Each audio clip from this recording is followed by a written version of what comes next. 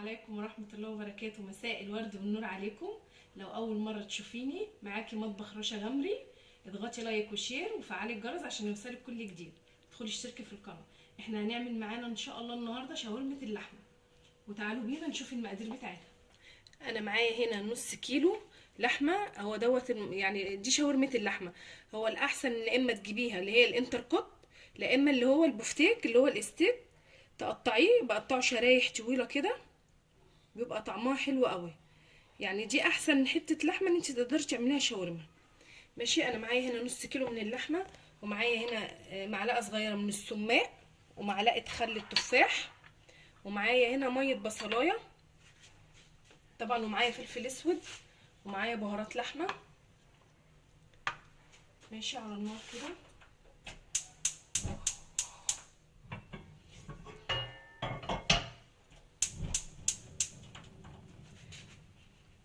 اول حاجه هحط اللحمه كده معايا. طبعا انا غسلاها حلوه قوي قوي، وبضيف كوبايه ديت بصلايه كبيره، واخده الميه بتاعتها بس. ودي معلقه خل التفاح. ماشي. ودي معلقه سماق. هو السماق طبعا بيدي طعم حلو قوي قوي للشاورما، بالذات شاورمه اللحمه. هديهم تقليبه مع بعض كده. ومعايا هنا فلفل اسود، هحط معلقه صغيره، ومعايا معلقه بهارات لحمه احط برضو معلقه صغيره بس. ما بضيفلهاش اي حاجه تاني، اللي هضيف لها الملح بس مش دلوقتي. وطبعا هضيف لها حاجات تانية، بس تابعوا الفيديو للاخر علشان تشوفوا انا هضيف لها ايه. انا معايا الشاورما اهي. بصوا انا مغطيه عليها. طبعا هي نزلت ميتها خالص وشربتها، فانا في الوقت ده بضيف لها فلفل الوان. هو ده اختياريه، زي ما انت حابه. انت حابه تقطعيه كده، حابه تقطعيه شرايح، براحتك. وهضيف لها برضو بصل، وهديهم تشويحه مع بعض كده.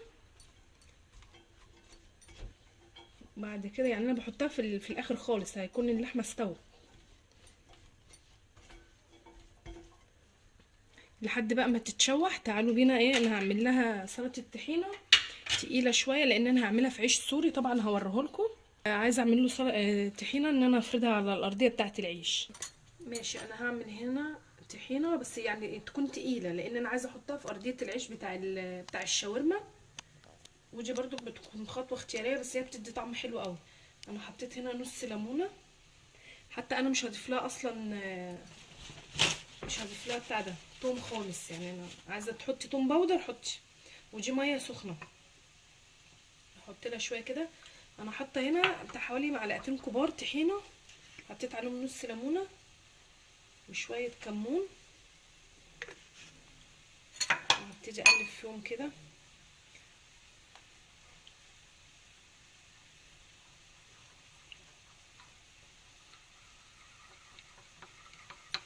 انا عايزاها تقيله، فطبعا هضيف برضو سنه ملح. مش هزود الملح لان هي مش كتير.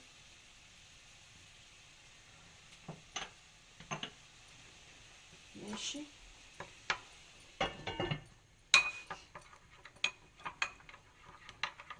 طبعا هي تقيله قوي معايا، فانا هخففها شويه كده. مش عايزاها تبقى ولا خفيفه ولا تقيله قوي، يعني تكون معقوله.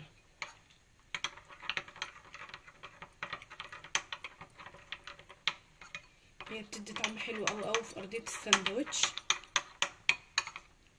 في ناس بتحبها وفي ناس بتحب تحط توميه. انا ما يعني انا ما بحبش التوميه، ولا الاولاد عندي بيحبوها. انا بس بنزل سنه سنه علشان ما تخفش مني. بصوا ده كده قوام الطحينه، اللي هو يعني هو حلو، ولا تقيل ولا خفيف. ده انا بحب احطه قوي قوي على ارضيه الساندوتش، بيبقى جميل قوي. فهو دوت السمك بتاعها، يعني التقل بتاعها هو ده. ماشي. بصوا ادي الشاورما اهي معايا بعد ما خلصت. ماشي.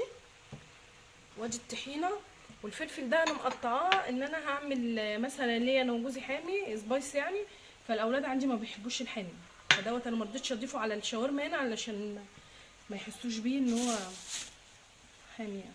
ده بقى العيش السوري اللي بقول لكم عليه، انا بجيبه من عند الراجل اللي بيبيع الجلاش والكنافه والقطايف والحاجات دي، بجيب منه بالكيلو ماشي. وانت بتشيليه بتجيبيه منه بتشيليه في الفريزر، بيقعد معاكي شهر 2، وما بتيجي تستعمليه بتطلعيه قبلها بس بساعتين بيبقى زي الفل. ماشي انا هجيب معايا كده اهو، بسم الله، وهجيب بقى الطحينه. الطحينه دي بتديله طعم تحفه. هجيب معايا من الشاورما كده وابتدي احط.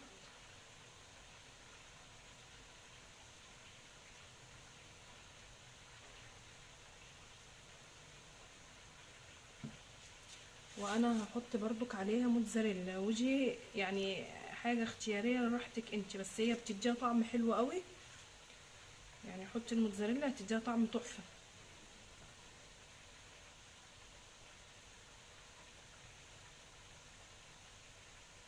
ماشي بروح جايبه بقى الجنب ده على الجنب ده كده، بروح جايبه بسم الله لفه كده كده. ادي معايا الساندوتش اهو.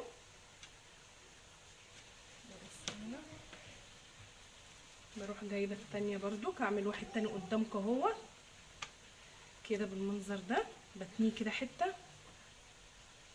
بروح جايبه الطحينه، حاطه طحينه في الارضيه.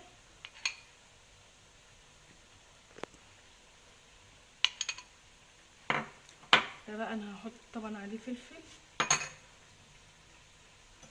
وبعدين انت وراحتك يعني، لو انت بتحبيه سبايسي واولادك كذلك اضيفي عليه الفلفل اللي انا حاطاه على جنب ده اللي انا لسه هضيفه.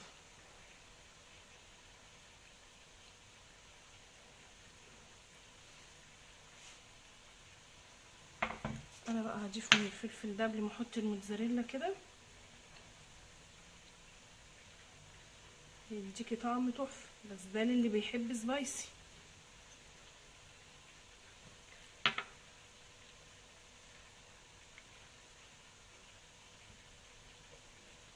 بروح بالماء كده، حتى الموتزاريلا كلها كده اهو.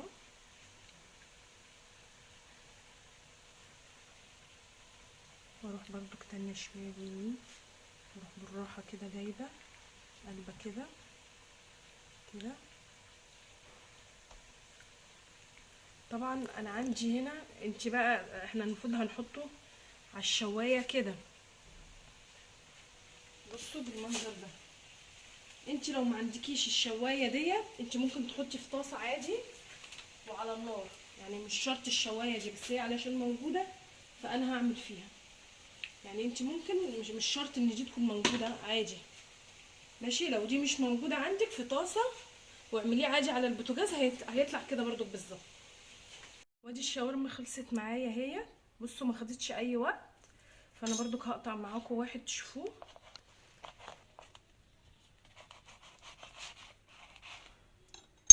بصوا اهي من جوه، اهي الشاورما من جوه بصوا عامله ازاي اهي. بصوا الجمال اهي تحفه، هي طعمها جميل جدا. وطبعا انا عملت جنبها شويه بطاطس عشان الاولاد. ان شاء الله انتظروني في فيديو جديد وهيكون في حاجات احلى واحلى.